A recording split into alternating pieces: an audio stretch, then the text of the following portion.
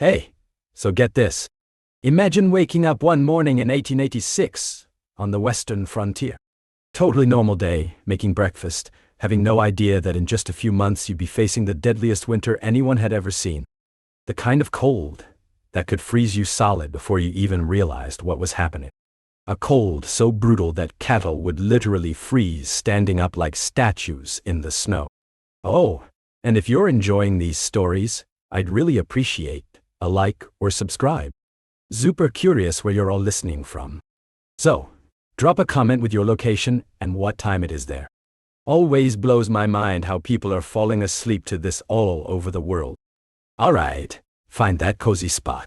Take a nice slow breath and just let your body sink into whatever you're lying on. Tonight, we're going even further back than that brutal frontier winter. I'm talking tens of thousands of years back, to the last great ice age. And we're diving into something that might make your stomach turn, or at least raise your eyebrows, the absolutely wild, sometimes stomach-churning foods our ancestors ate to survive in a world where the grocery store wasn't just miles away, it didn't exist at all. Now, before you start thinking about primitive versions of beef jerky or whatever, let me stop you right there. The cuisine of the Ice Age went places that would make even the most adventurous modern food bloggers hesitate. We're talking about foods that might sound absolutely disgusting to our modern palates, but represented the difference between life and death for our ancestors. When you're facing temperatures that can drop to negative 40 degrees, when mammoth-sized predators are competing with you for every calorie, when the landscape is frozen solid for months at a time, you don't get to be picky. The concept of edible becomes very flexible. So let's start with perhaps the most iconic food source of the Ice Age, mammoth. But not just mammoth steaks or whatever you might be picturing. Archaeological evidence suggests our ancestors utilized virtually every part of these massive beasts in ways that would make modern nose-to-tail dining look tame by comparison. Let's talk about mammoth brain. Yeah, you heard that right. Analysis of bones from archaeological sites across Europe and Asia shows clear evidence of skulls being deliberately broken open to access the brain tissue. Now, modern hunters and indigenous peoples who still practice traditional subsistence know something that might surprise you. Brain tissue is incredibly calorie-dense, packed with fats that are essential for survival in cold environments. A single mammoth brain could weigh up to 8 pounds and provide thousands of calories of high-quality fat. In a freezing environment where your body is burning through calories just to maintain core temperature, this kind of caloric density wasn't a luxury. It was survival. But here's where it gets really interesting. Ethnographic studies of traditional Arctic peoples suggest brain tissue was often consumed raw and fresh. Why? Because raw brain contains certain fatty acids that are partially destroyed by cooking, fatty acids that are absolutely crucial for neurological function and cold weather survival. Plus, in an environment where fuel for fires was precious and limited, not having to cook something was a major advantage. Now, if that's making your modern stomach turn a bit, just wait. Brain was just the appetizer in the Ice Age diet. Archaeological evidence from sites like Dolní Věstonice in the Czech Republic shows clear signs of what researchers call bone processing, the systematic breaking of long bones to access the marrow inside. Bone marrow might seem like a high-end culinary ingredient today, showing up on fancy restaurant menus. But in the Ice Age, marrow wasn't a delicacy. It was a crucial survival food. A single mammoth femur could contain several pounds of marrow, providing essential fatty acids that weren't available from lean meat alone. But our ancestors didn't stop at the obvious parts. Evidence suggests they specifically targeted the vertebrae and ribs of large mammals to access what's called yellow marrow, a fatty tissue found in these bones that's even richer in calories than the red marrow and limb bones. We're talking about people who understood animal anatomy with a precision born of absolute necessity, who knew exactly which bones would yield which types of nutrients. Now, let's talk about something that's going to sound particularly strange to modern ears: blood consumption. Archaeological evidence and ethnographic parallels suggest Ice Age humans regularly consumed fresh blood from hunted animals. In some cases, they would create a small wound on a living animal to extract blood without killing it, a practice still seen among pastoralist groups like the Maasai in Africa and historically documented among the Sami people of Northern Europe. Why blood? First, it's packed with iron, protein, and other essential nutrients. Second, and perhaps more surprisingly, it's hydrating. In frozen environments where water is locked up as ice, blood provided both nutrition and hydration simultaneously. It's also worth noting that fresh blood doesn't freeze as quickly as water due to its salt content and thermal properties, making it an accessible liquid in environments where everything else was frozen solid. But perhaps the most important aspect of blood consumption was its role in preventing a condition that Arctic explorers would later call protein poisoning or rabbit starvation. When humans consume too much lean protein without adequate fat, the liver cannot process all the nitrogen, leading to serious illness and potentially death.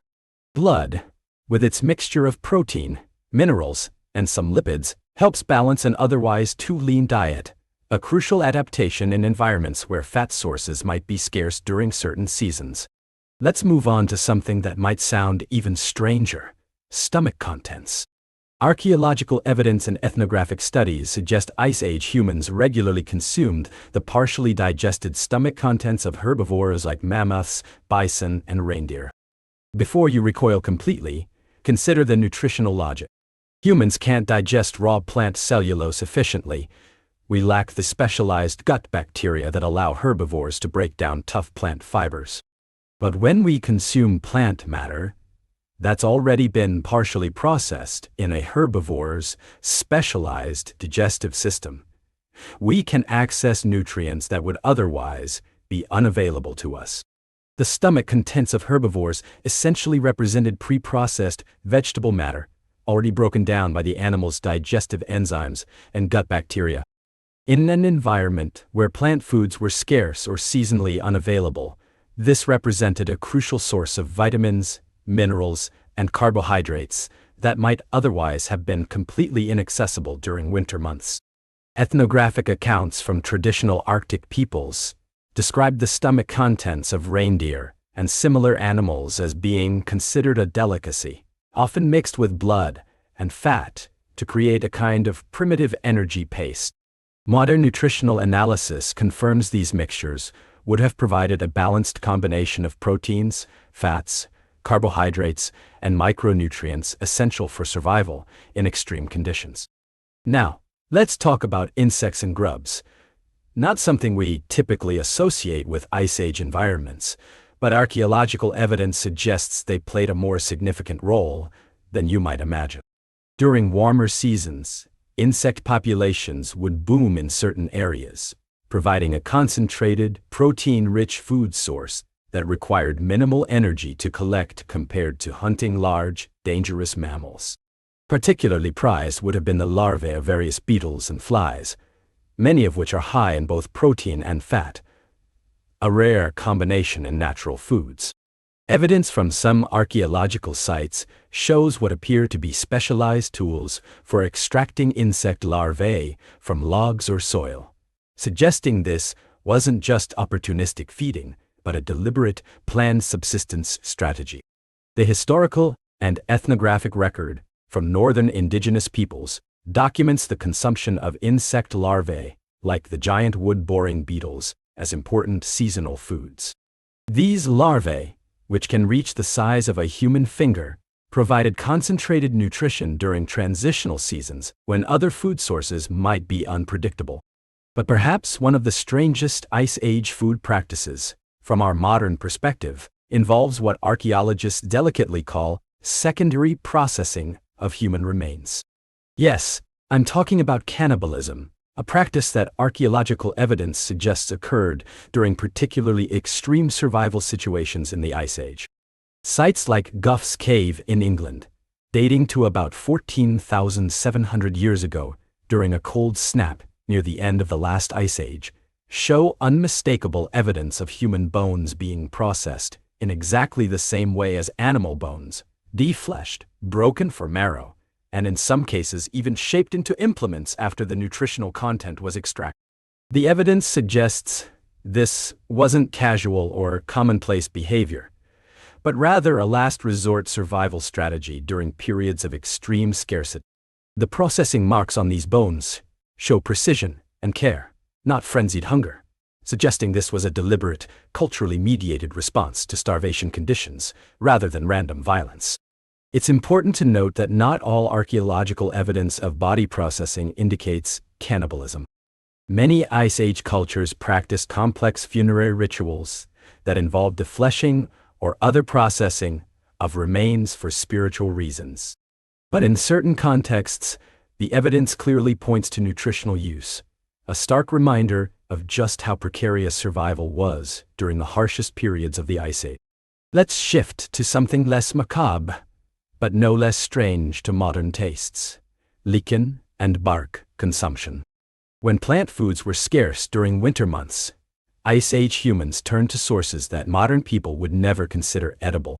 Certain species of lichen, particularly reindeer moss, which isn't actually a moss but a lichen, can be processed to make them digestible for humans.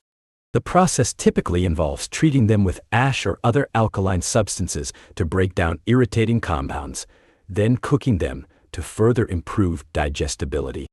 The resulting food isn't particularly tasty by modern standards, but it provides carbohydrates and some minerals when nothing else is available. Tree bark, particularly the inner bark or cambium layer of certain species like pine and birch, was another emergency food source. This layer can be harvested without killing the tree, dried, ground into flour, and used to extend limited supplies of other foods. Archaeological evidence from numerous sites shows specialized tools that appear designed for bark harvesting, suggesting this wasn't just random foraging, but a planned subsistence strategy for lean periods. Ethnographic studies from traditional northern peoples document complex processing techniques for these emergency plant foods, methods for removing toxic compounds, improving digestibility, and maximizing nutritional extraction. These weren't just crude survival tactics, but sophisticated adaptive technologies developed over generations of trial and error in harsh environments. Now, let's talk about something that would become a delicacy in later culinary traditions, but likely began as a survival food: fermented products. In the absence of refrigeration, fermentation was one of the few preservation methods available for extending the usability of seasonal foods. Archaeological evidence suggests Ice Age humans likely practiced various forms of controlled fermentation, allowing them to preserve meat, fish, and certain plant foods for extended periods. This wasn't the carefully controlled fermentation of modern cuisine. This was survival fermentation, often leading to products that would be considered significantly stronger than anything modern palates are accustomed to. Ethnographic parallels from traditional Arctic and subarctic peoples suggest foods like iguanak, fermented walrus, surströmming, fermented fish, and kiviak, fermented seabirds, likely have roots in Ice Age preservation practices. These foods, which develop intense flavors and aromas through controlled decomposition processes, provide vital nutrition during scarcity periods while also developing unique taste profiles that became culturally valued over time.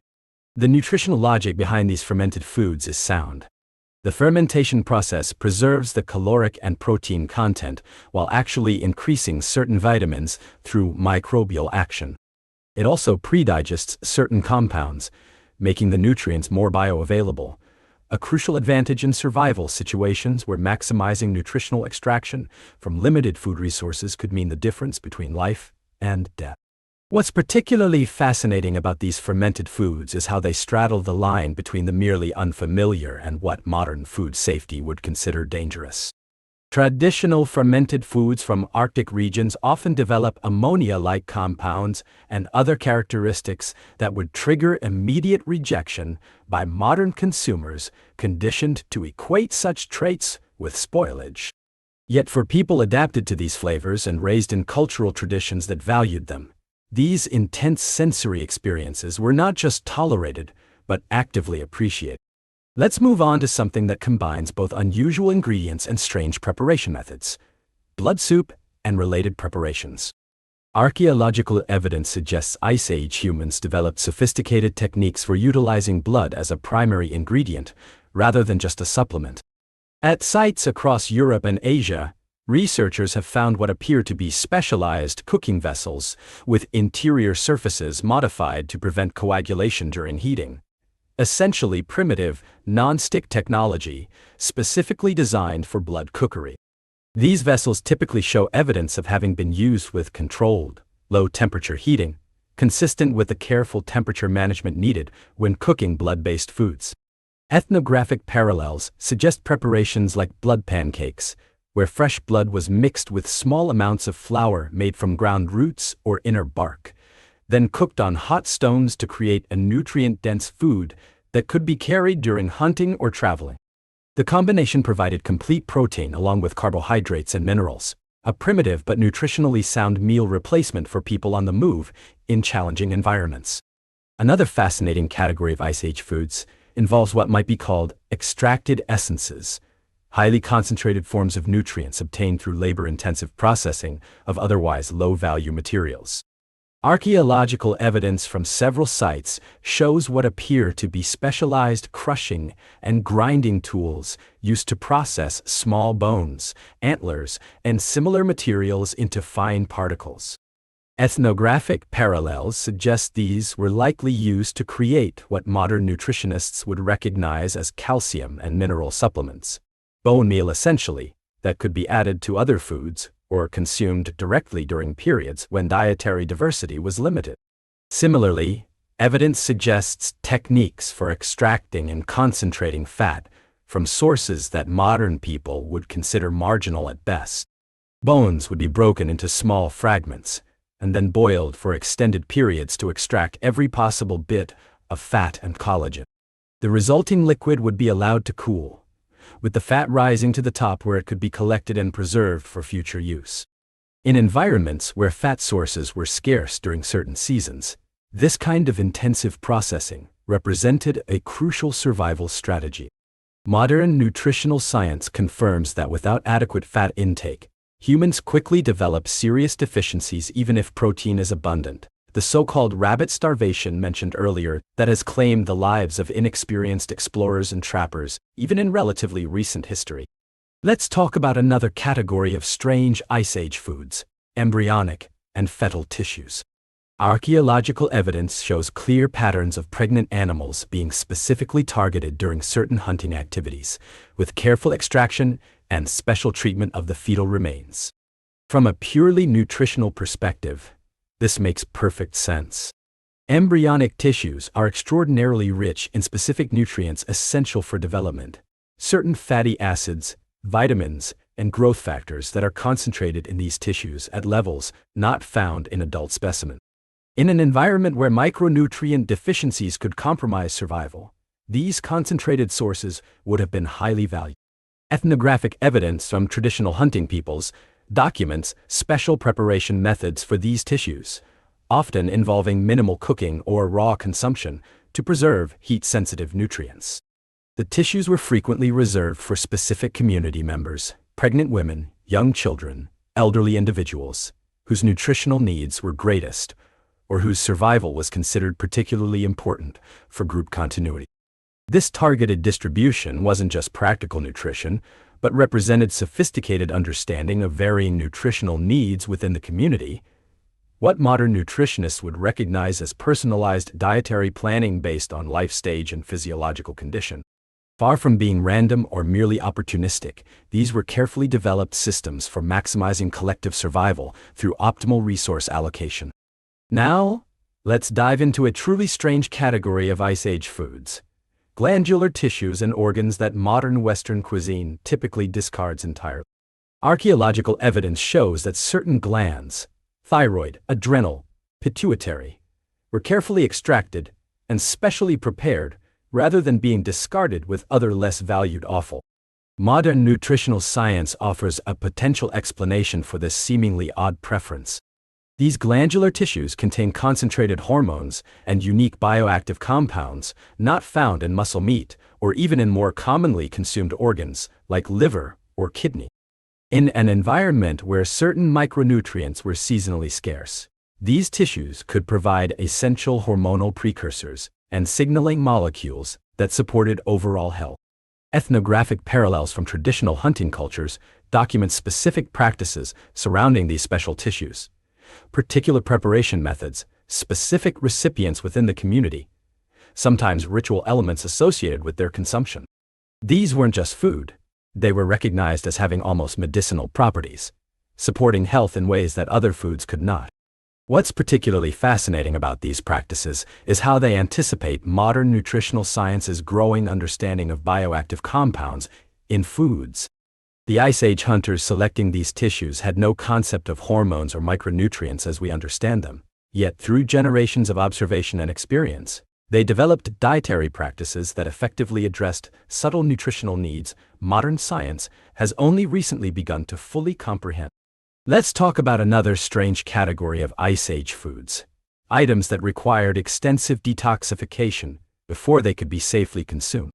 Archaeological evidence suggests our ancestors went to extraordinary lengths to process certain toxic plants and animals, transforming them from dangerous to nutritious through complex preparation methods. Certain starchy roots and tubers that contain toxic compounds were processed using techniques that anticipate modern food chemistry, leaching in running water to remove water-soluble toxins, treating with specific minerals that bind to toxic compounds, applying controlled heat to break down problematic molecules.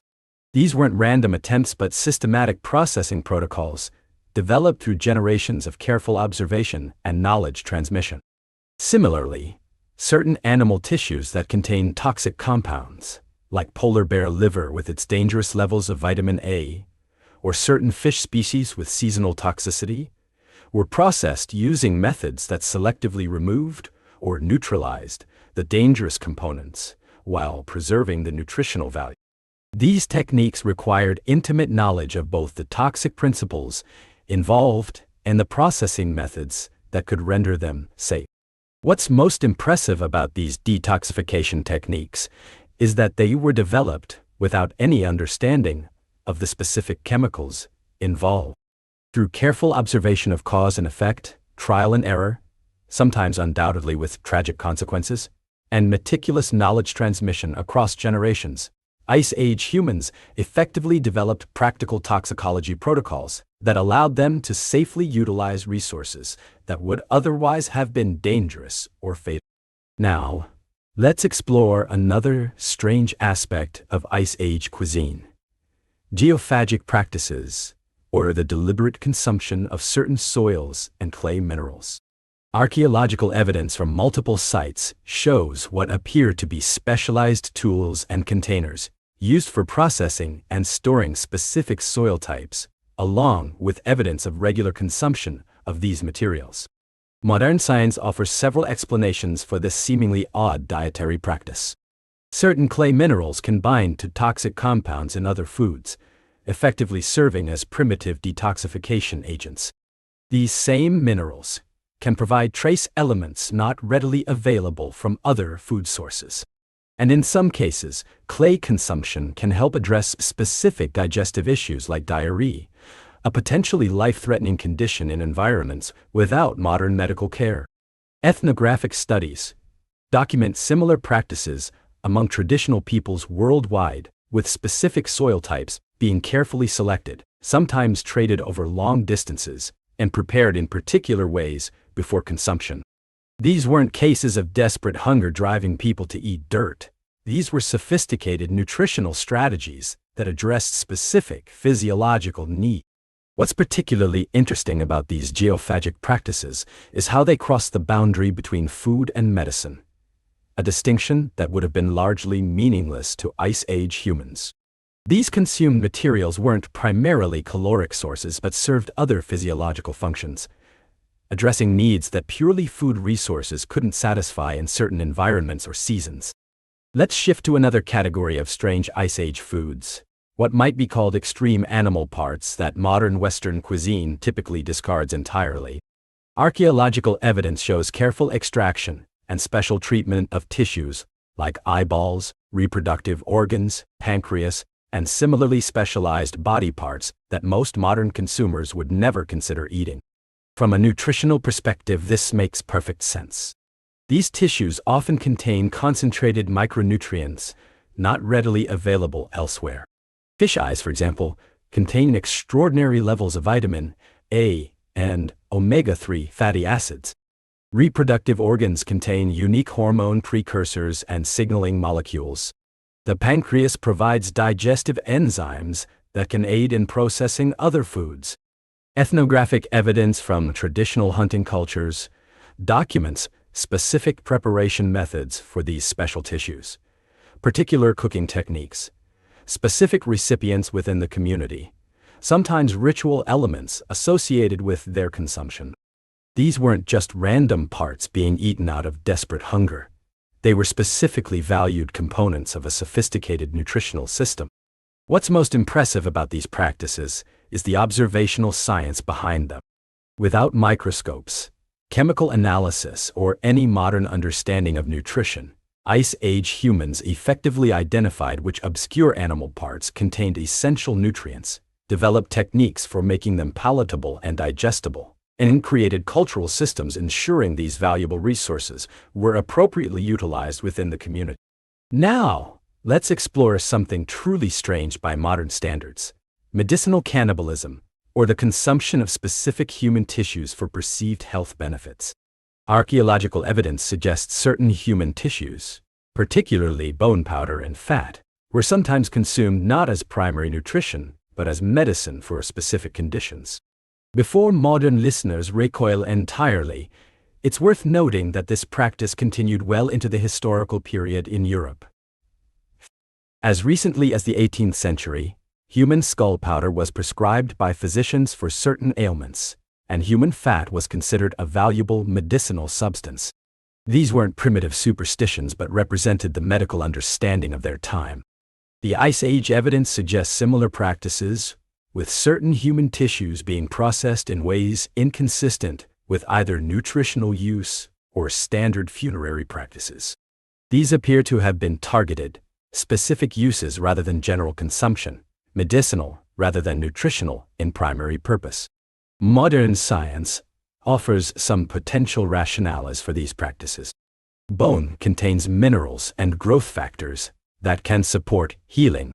Fat contains essential fatty acids and fat-soluble vitamins that might address certain deficiency conditions. Whether these applications were actually effective is less important than understanding that they represented sophisticated attempts to address health issues through carefully developed therapeutic approaches rather than random superstition. Let's move on to strange Ice Age beverages, because hydration was just as challenging as nutrition in frozen environments.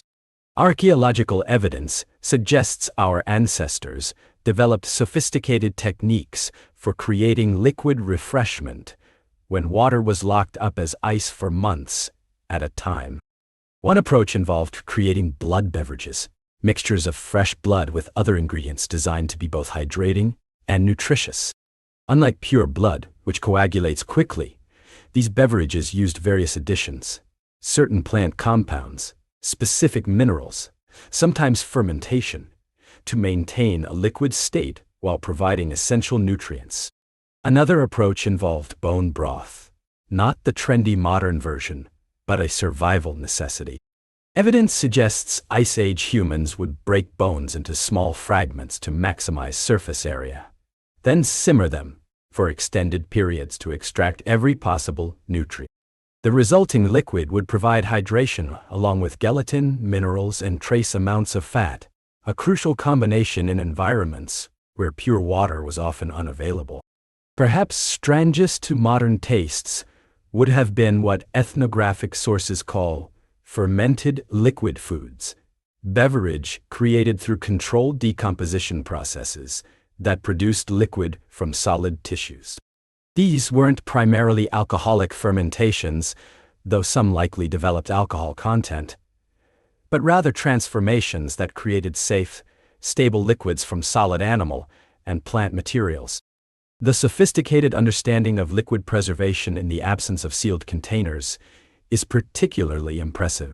Evidence suggests techniques like surface fat sealing, where a layer of rendered fat would be poured over the liquid to create an airtight barrier, controlled acidity through the addition of specific fermentation starters, and cold storage, combined to allow these precious liquids to be maintained for extended periods. Now, let's talk about perhaps the strangest category of all: Ice Age condiments and flavorings. Far from the stereotype of primitive people simply consuming whatever they could find, archaeological evidence suggests sophisticated flavor enhancement techniques that made even emergency foods more palatable. Certain minerals, particularly wood ash with its alkaline properties, were used not just for preservation but for flavor modification. These could reduce bitterness in emergency plant foods, enhance the savory qualities of meat and fat, and improve the palatability of otherwise challenging resources. Modern food science confirms the chemical logic behind these practices. Alkaline treatments do indeed modify flavor compounds in specific, generally pleasant ways. Evidence also suggests the use of smoke compounds not just for preservation, but for deliberate flavor enhancement. Different wood species produce distinctly different smoke flavors, and archaeological evidence shows selection patterns suggesting deliberate choice rather than random use of whatever was available. This wasn't just pragmatic preservation, but early culinary specialization.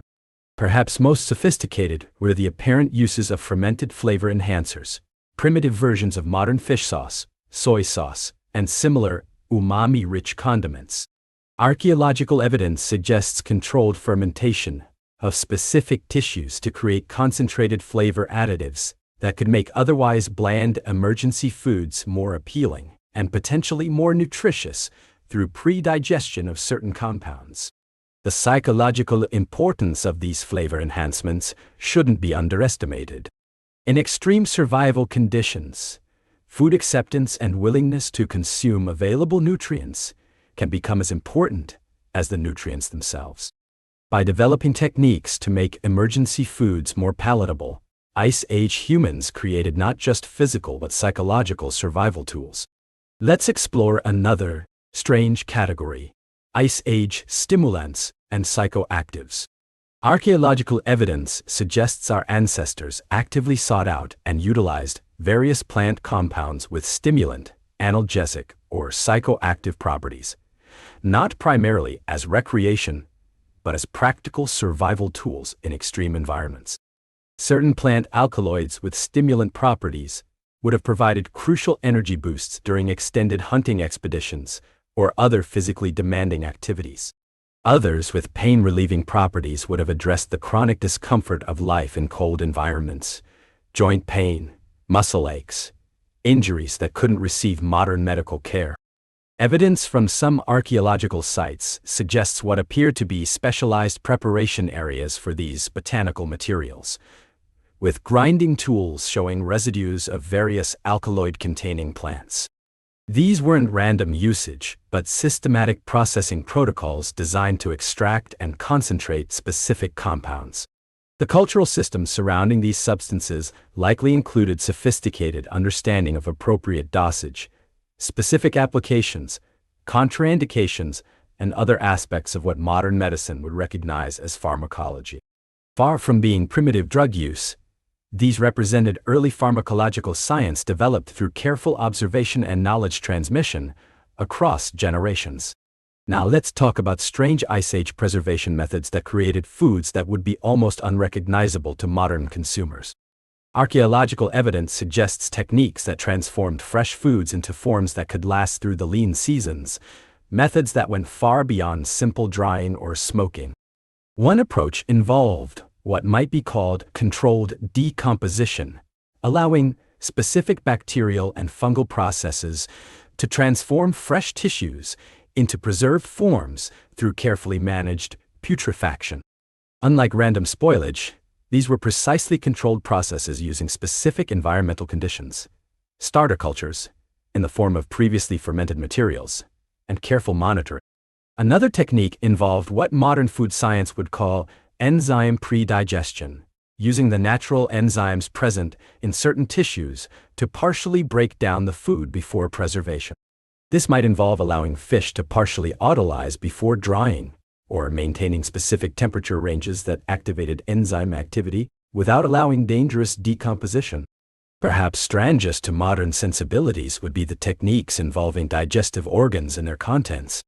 Evidence suggests that certain foods were preserved by placing them inside animal stomachs or intestines, along with digestive enzymes, essentially using the animal's digestive system as a processing tool, even after the animal's death.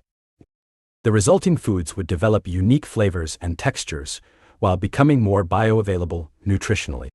The level of observational science behind these techniques is remarkable. Without any understanding of bacteria, fungi, or enzymes as we conceive them, Ice Age humans effectively harnessed these invisible forces to transform foods in ways that enhanced both preservation and nutrition. A primitive but effective food biotechnology. Let's explore another strange aspect of Ice Age food: texturally modified items created through specialized processing techniques. Archaeological evidence suggests our ancestors developed sophisticated methods for transforming the physical structure of foods to create new forms with different properties and applications.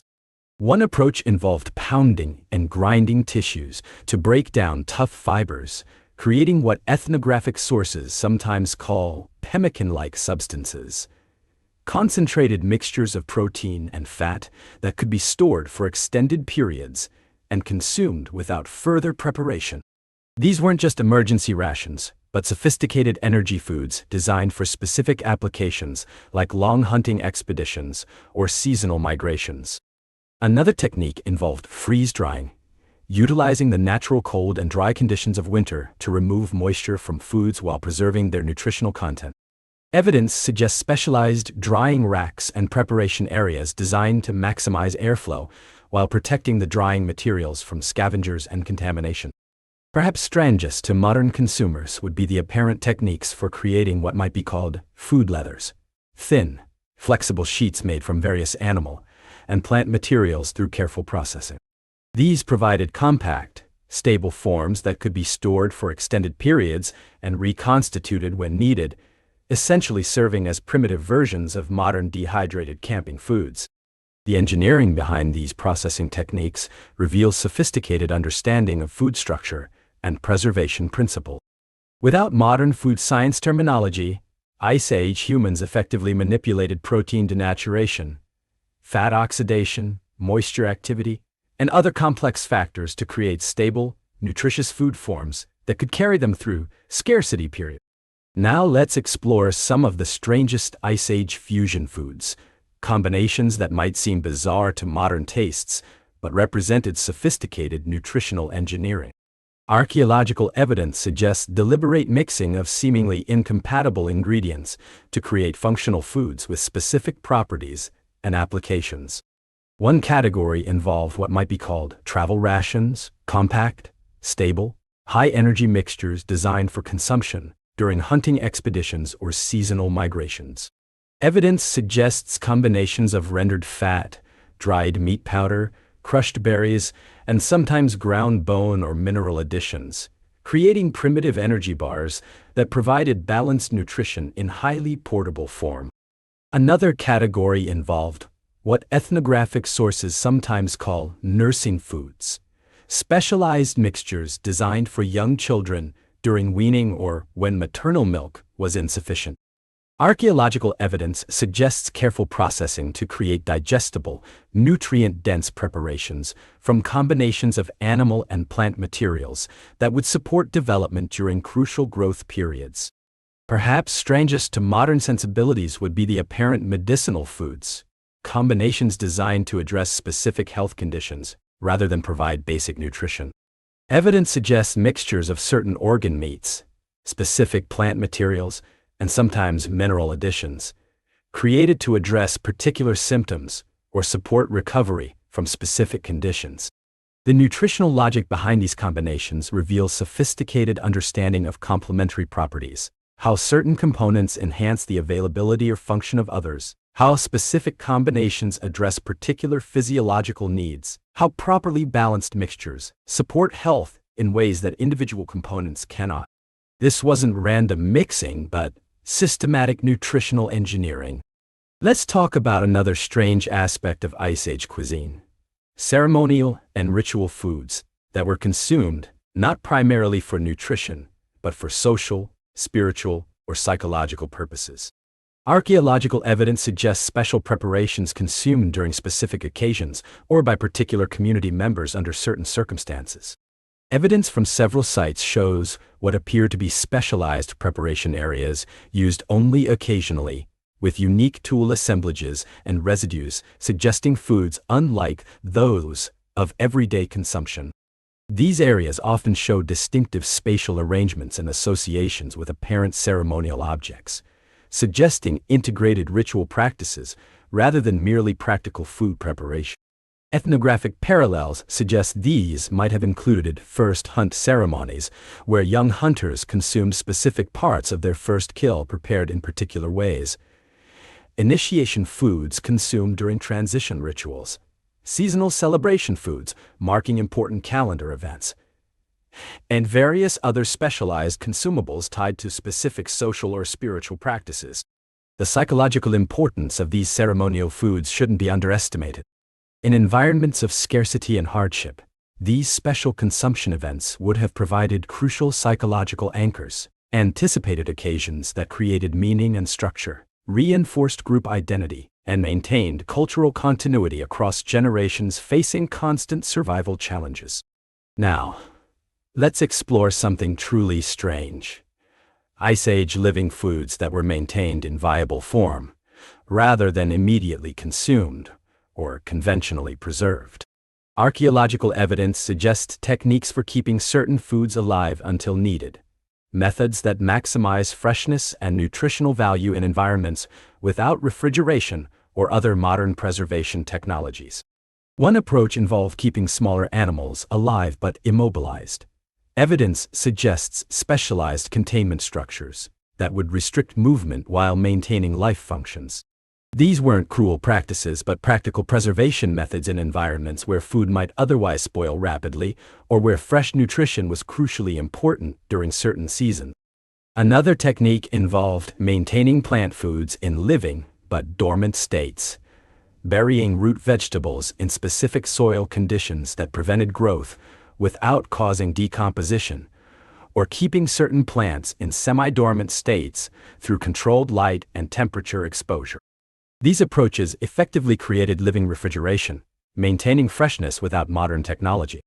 Perhaps strangest to modern consumers would be the apparent practices involving partially living foods, items maintained in states between life and death, where certain tissues remained metabolically active, while others were consumed. Ethnographic parallels include practices like consuming specific parts of plants, while leaving growth points intact, or utilizing certain animal tissues, while maintaining others in viable condition. The biological understanding behind these techniques is remarkable.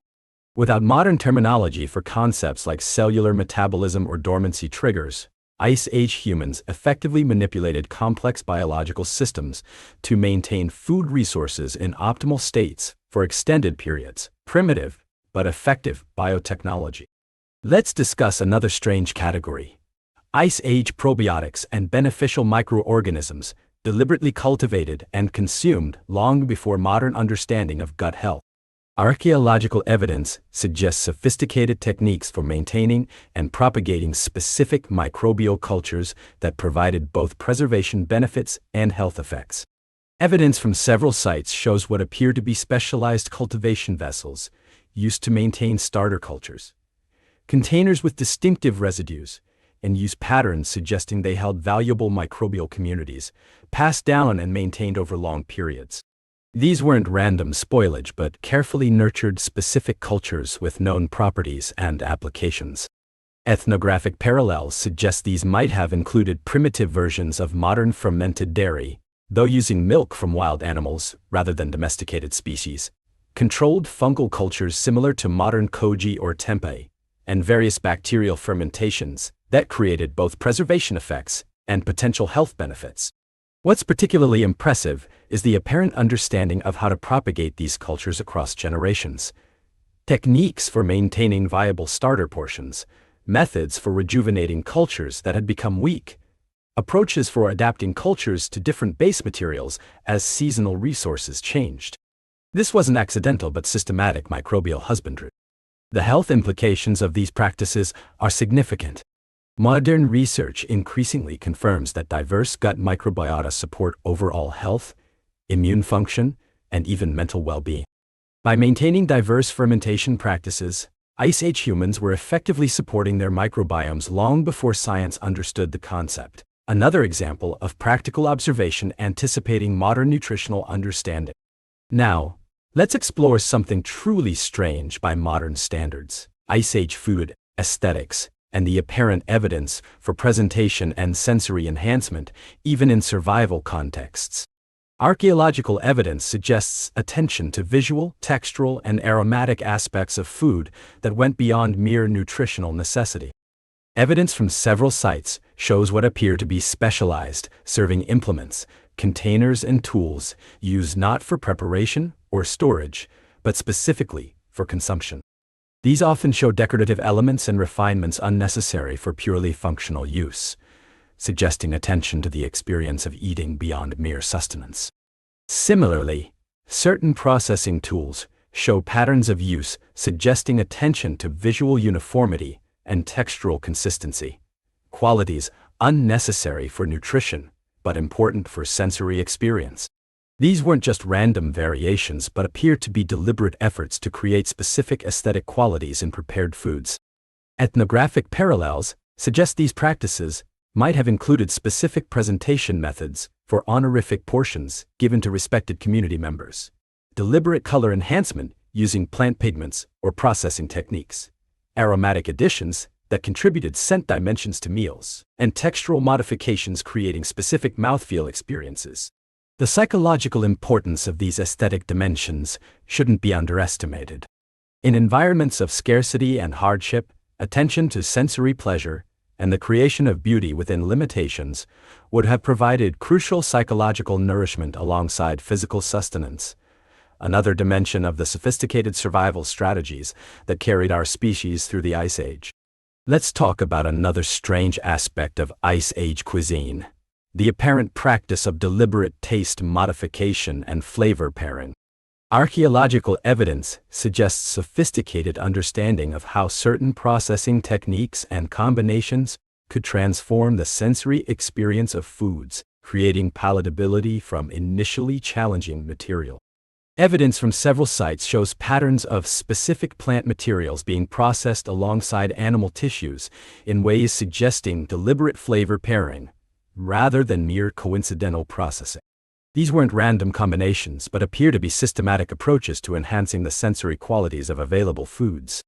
Ethnographic parallels suggest these might have included the use of certain aromatic plants to mask gamey flavors in emergency meats, specific mineral additions that reduced bitterness in otherwise unpalatable plant foods, controlled smoking using particular wood species to create specific flavor profiles, and various other techniques for transforming sensory experiences.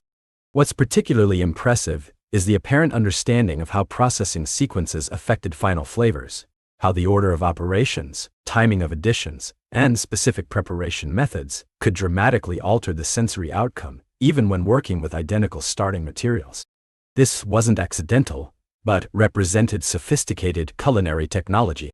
The adaptive value of these flavor techniques extended beyond mere preference. By making emergency foods more palatable, these approaches would have increased consumption of crucial nutrients during scarcity periods. By reducing food aversion and dietary monotony, they would have supported nutritional diversity essential for health in challenging environments. Now, let's explore a truly strange category: Ice Age performance foods designed not primarily for basic nutrition, but to support specific physiological functions or activities. Archaeological evidence suggests specialized preparations consumed before, during, or after particular high-demand activities like long-distance hunting, cold water fishing, or other physically challenging tasks. Evidence from several sites shows distinctive processing areas associated with hunting preparation, with residues suggesting specialized mixtures consumed before major expeditions. These weren't random meals, but appear to be deliberately designed consumables with specific performance-enhancing purposes. Ethnographic parallels suggest these might have included stimulant preparations consumed before endurance activities, specific fat-protein mixtures designed to support prolonged exertion in cold environments, particular organ meat preparations believed to enhance night vision or other specialized sensory capabilities, and various other functional foods targeting specific performance needs. What's most impressive about these preparations is their apparent specificity. Different mixtures for different activities, seasonal variations accounting for changing environmental demands, personalized formulations addressing individual needs or roles. These weren't crude approximations, but sophisticated performance nutrition developed through generations of observation and refinement. The physiological logic behind many of these preparations stands up to modern scrutiny. Fat-protein mixtures do indeed support endurance metabolism in cold environments. Certain organ meats do contain concentrated nutrients that support specific physiological functions. Particular plant compounds do have stimulant or performance-enhancing effects. What our ancestors discovered through observation, modern sports nutrition often confirms through controlled research. Let's discuss another strange category: Ice Age cognitive enhancement foods specifically selected and prepared to support mental function.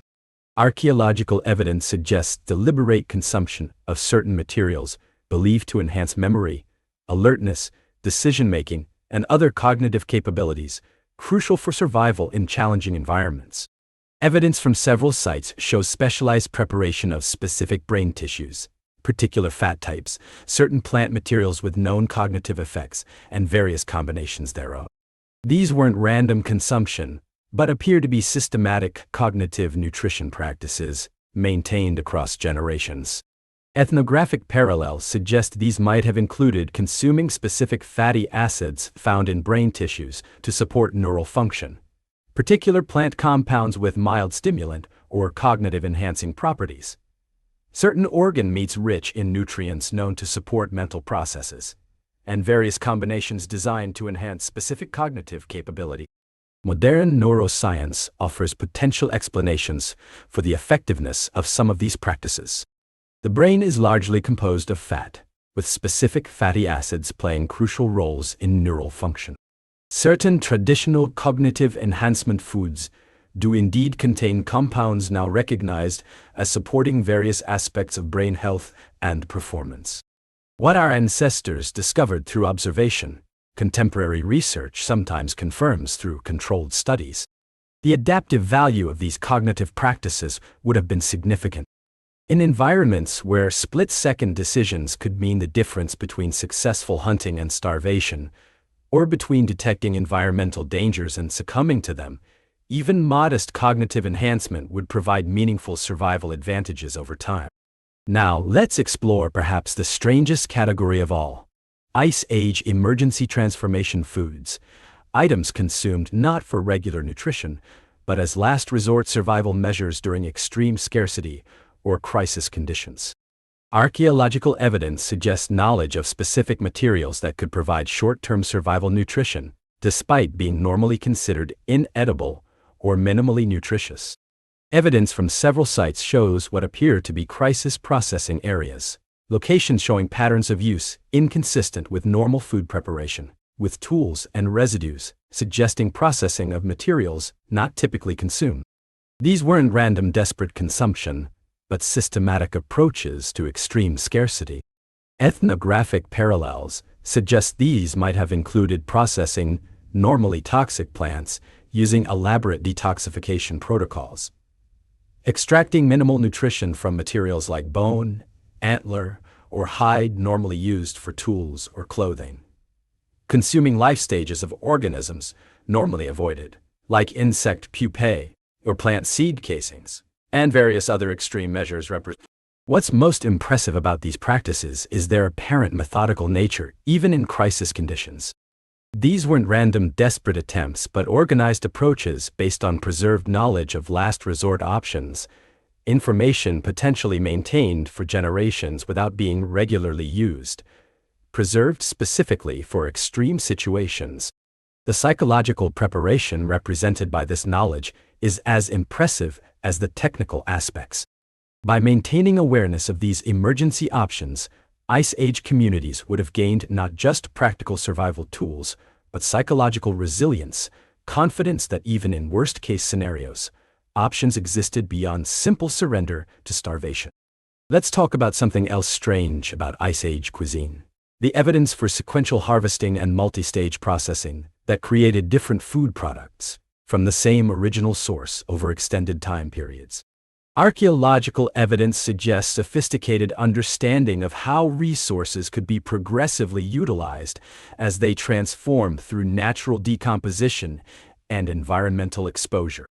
Evidence from several sites shows what appear to be specialized processing areas used repeatedly at specific intervals, with tools and residues suggesting different operations performed on the same materials as they changed over time. These weren't separate activities but integrated multi-stage processing systems. Ethnographic parallels suggest these might have included initial consumption of fresh portions of large animals, followed by controlled fermentation of other portions, progressive processing of seasonal plant materials through different preservation stages, sequential extraction of different nutritional fractions from the same base materials as they transform through natural processes, and various other multi-stage utilization systems. What's particularly impressive about these practices is their temporal integration, the sophisticated understanding of how timing affected different processing stages, how materials changed predictably over specific intervals, how these transformations could be harnessed to create different food resources from the same initial materials. This wasn't opportunistic usage, but deliberately planned sequential harvesting. The adaptive value of these sequential systems would have been significant. By extracting multiple food types from single resources, Ice Age humans effectively multiplied the nutritional return from their environment. By understanding transformation timelines, they could plan harvesting and processing to maximize total yield across extended periods, rather than focusing solely on immediate return. Now let's explore a truly strange aspect of Ice Age food: specialized children's foods designed specifically for developmental needs, rather than merely being easier versions of adult cuisine. Archaeological evidence suggests deliberate creation of foods with specific nutritional profiles matched to critical developmental windows. Evidence from several sites shows distinctive processing tools and containers that appear sized for children's consumption, with residues suggesting specialized preparations different from adult foods found in the same context. These weren't simply smaller portions but appear to be qualitatively different formulations. Ethnographic parallels suggest these might have included bone marrow preparations for early solid feeding, specific organ-meat mixtures targeting developmental needs, particular fat-protein ratios designed to support brain development, carefully selected plant compounds believed to support growth, and various other specialized nutritional formulations. Modern developmental nutrition offers potential explanations for the effectiveness of some of these practices. Certain fatty acids are indeed critical during specific developmental windows. Particular micronutrients do play outsized roles during growth phases. Specific protein quality does matter more during development than in adult maintenance. What our ancestors discovered through observation, contemporary research sometimes confirms through controlled studies. The long-term adaptive value of these specialized feeding practices would have been enormous. By optimizing nutrition during critical developmental windows, Ice Age communities would have improved cognitive capabilities, immune function, and physical development in each generation, creating compound advantages that supported community survival and cultural transmission across millennia. Let's discuss another strange aspect of Ice Age cuisine: the apparent practice of counter-seasonal eating, deliberately seeking foods with properties that opposed or balanced the prevailing environmental conditions. Archaeological evidence suggests sophisticated understanding of how certain foods could help the body adapt to seasonal extremes. Evidence from several sites shows what appear to be specialized processing and storage areas used specifically for maintaining counter-seasonal foods, items consumed not in their natural season of abundance, but preserved specifically for use when their properties would provide maximum adaptive benefit. Ethnographic parallels suggest these might have included consuming high-fat foods during spring thaws, when increased activity demanded higher energy expenditure, seeking cooling foods with specific properties during brief summer heat periods, maintaining warming spices and stimulants for deepest winter use, and various other counter-cyclical consumption patterns. What's particularly impressive about these practices is their anticipatory nature. The sophisticated understanding that certain physiological needs could be predicted based on seasonal patterns, and that specific food properties could address these needs if properly preserved and stored for appropriate time. This wasn't opportunistic consumption, but deliberately planned counter-cyclical nutrition. The physiological logic behind many of these practices stands up to modern scrutiny. Different environmental conditions do indeed create different metabolic demands. Specific food compounds do have warming or cooling effects on metabolism. Particular nutritional needs do shift with seasonal activity patterns. What our ancestors discovered through observation, contemporary research often confirms through controlled studies. Now, let's explore something truly strange by modern standards: Ice Age practices around raw versus cooked food consumption, with sophisticated understanding of when each approach provided optimal benefits. Archaeological evidence suggests deliberate decisions about cooking or raw consumption based on specific nutritional and physiological factors, rather than mere preference or convenience. Evidence from several sites shows distinct processing areas for foods consumed raw versus cooked, with different tool assemblages and spatial organization, suggesting systematic differentiation rather than random variation. These weren't arbitrary choices, but appear to be deliberate nutritional strategies. Ethnographic parallels suggest these might have included consuming certain animal tissues, raw to preserve heat-sensitive nutrients, cooking others to enhance digestibility or neutralize anti-nutritional factors, fermenting some to create intermediate states with unique nutritional profile. Modern nutritional science offers potential explanations for the effectiveness of these practices. Cooking does indeed enhance the digestibility of many foods while destroying certain nutrients in others. Raw consumption does preserve certain enzymes and heat-sensitive compounds. Fermentation does create nutritional profiles distinct from either raw or cooked states. What our ancestors discovered through observation, contemporary research sometimes confirms through controlled studies. The nutritional sophistication represented by these differentiated processing decisions is remarkable. Without any concept of vitamins, enzymes, or protein denaturation as we understand them, Ice Age humans effectively developed practical protocols that maximized nutritional extraction from available resources through appropriate processing choices. Another example of observational science anticipating modern nutritional understanding.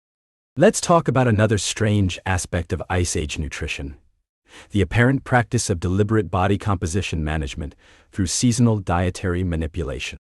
Archaeological evidence suggests sophisticated understanding of how specific food choices could maintain an appropriate body composition through changing environmental conditions and activity demands.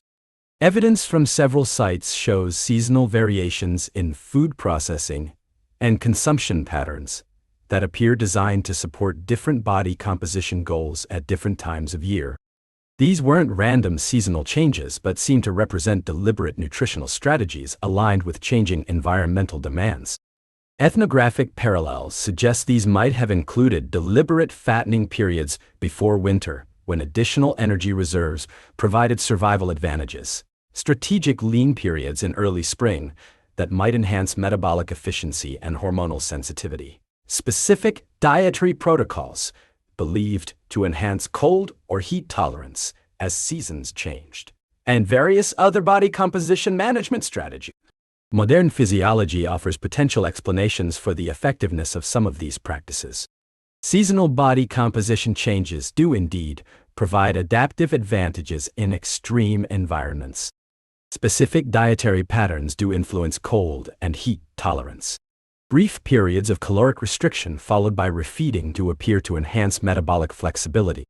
What our ancestors discovered through observation, contemporary research sometimes confirms through controlled studies. The long-term adaptive value of these body composition practices would have been significant.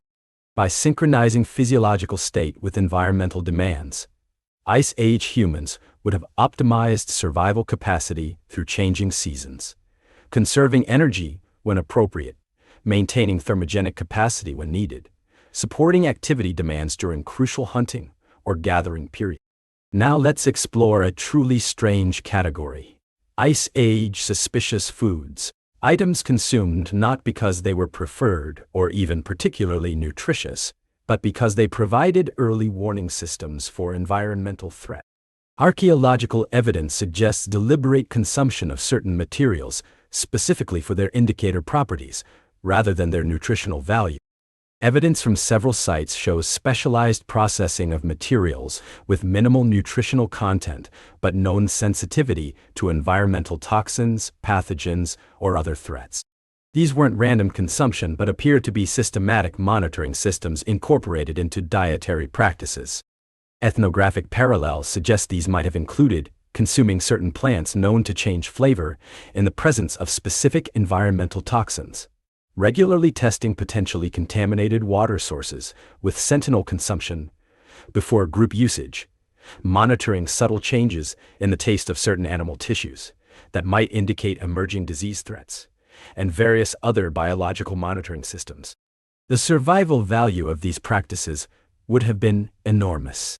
In environments without laboratory testing or modern food safety systems, these sentinel consumption practices would have provided crucial early warning of environmental threats, allowing groups to avoid contaminated resources, change locations in response to emerging hazards, or modify processing methods to neutralize detected problems.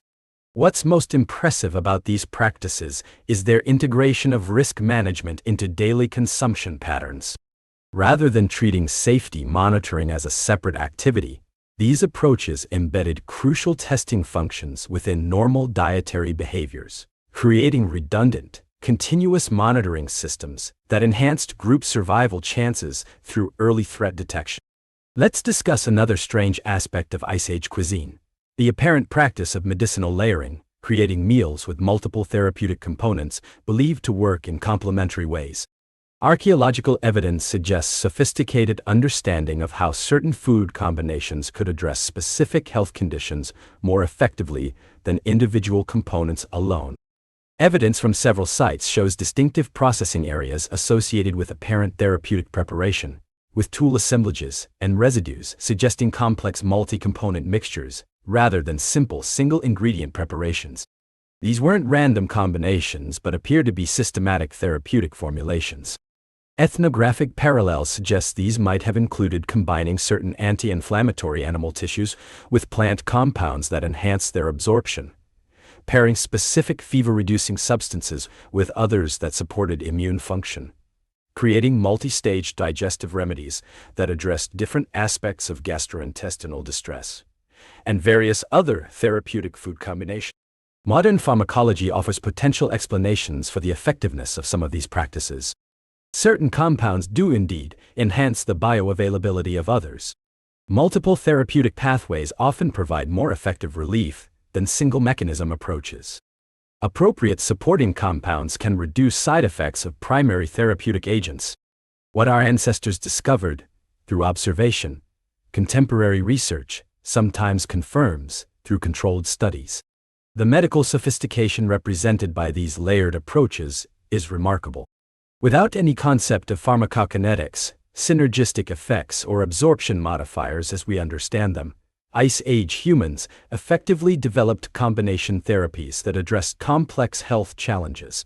Another example of observational medicine anticipating modern pharmaceutical understanding. Now, let's explore something truly strange: Ice Age consumption of what might be called environmental concentrators, organisms that accumulated specific compounds from the environment, providing concentrated sources of elements otherwise difficult to obtain. Archaeological evidence suggests deliberate targeting of these concentrator species, not for their base nutritional value, but for their unique accumulation property. Evidence from several sites shows specialized processing of materials like certain lichens, fungi, and specific plant and animal tissues known to concentrate particular elements from their environments. These weren't random consumption but appear to be systematic targeting of biological concentrators. Ethnographic parallels suggest these might have included consuming certain lichens that accumulate iodine, specific fungi that concentrate selenium, particular plant tissues that accumulate rare minerals from soil, certain animal organs that concentrate trace elements, and various other biological systems that naturally accumulate specific compounds. Modern nutritional science offers potential explanations for the value of these practices.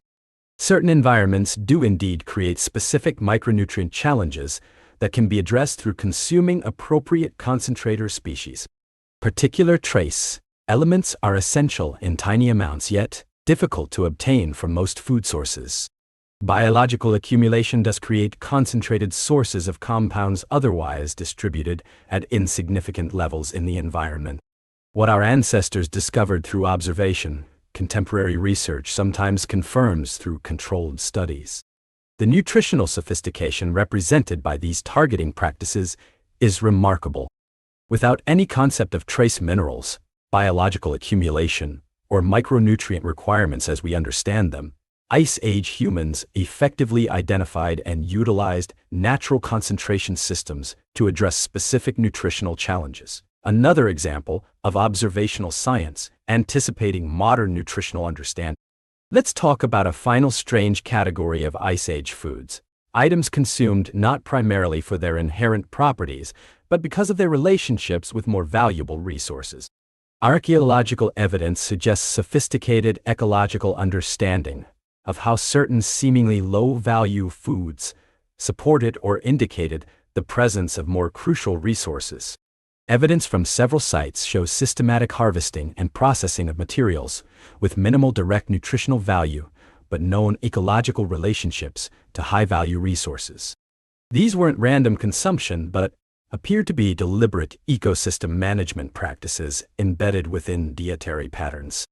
Ethnographic parallels suggest these might have included harvesting and consuming certain insects to reduce their predation on more valuable plant resources, regularly processing specific indicator species whose presence reliably predicted the availability of more crucial foods, selectively consuming competitor species that might otherwise reduce the abundance of preferred resources, and various other ecological. The ecosystem management sophistication represented by these practices is remarkable. Without any concept of trophic relationships, indicator species, or ecosystem services as we understand them, Ice Age humans effectively developed practical ecological management systems that enhance total resource availability through selective harvesting patterns. Another example of observational science anticipating modern ecological understanding. What's particularly impressive about all these strange Ice Age food practices is their integration into coherent survival systems that addressed multiple needs simultaneously. These weren't isolated techniques but interconnected approaches that supported physical survival, psychological well-being, social cohesion, knowledge transmission, and environmental management in sophisticated ways our modern specialized disciplines are only beginning to fully appreciate. If you've enjoyed this deep dive into the strange foods that helped our ancestors survive the Ice Age, I'd really appreciate a like or subscribe.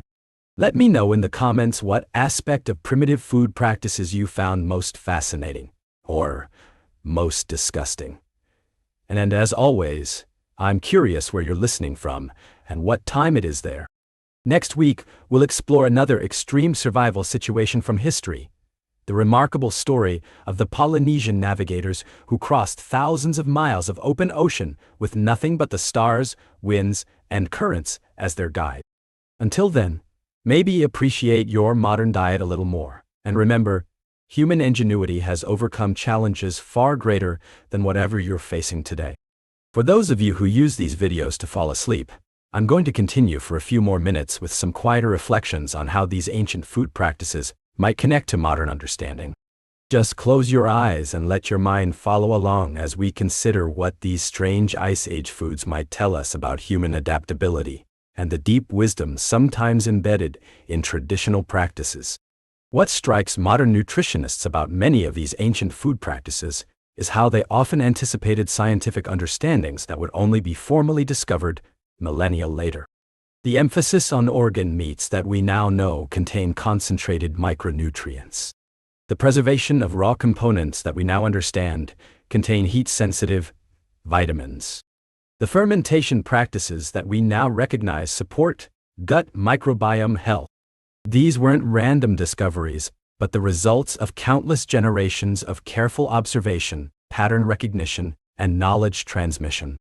Without microscopes or chemical analysis, our ancestors effectively identified which foods supported health in specific ways, which combinations provided complementary benefits, which processing methods preserved crucial qualities while enhancing others. This observational wisdom offers a humbling perspective on our modern approach to nutrition. With all our scientific instruments and controlled studies, we sometimes rediscover principles that were embedded in traditional food practices for thousands of years before being temporarily forgotten during industrialization. The recent scientific validation of many traditional food preparations isn't discovering new principles so much as confirming ancient wisdom through modern methods. Perhaps the most valuable insight from these ancient food practices is their integrated nature, the way they simultaneously addressed nutritional needs, psychological well-being, social cohesion, and environmental sustainability. Unlike our modern tendency to separate these domains into distinct specialties, Ice Age humans developed food systems that naturally balance these multiple dimensions through practices refined over countless generations. As you drift towards sleep, perhaps you can take a moment to appreciate the extraordinary ingenuity that allowed your ancestors to survive the harshest conditions our species has ever faced. Their willingness to expand the boundaries of what could be considered food, their careful observations of how different materials affected health and well-being, their systematic development of processing techniques that transformed the inedible into the life-sustaining. These represent some of humanity's most impressive, if often unrecognized, intellectual achievements. Behind every strange Ice Age food practice lay thousands of observations, countless experiments, generations of knowledge refinement, all preserved and transmitted without writing or formal education systems. The resulting food technologies, strange as they might seem to our modern sensibilities, represent some of the most sophisticated survival adaptations our species has ever developed. Sleep well, knowing you carry within you the resilience of these remarkable Ice Age survivors. Good night.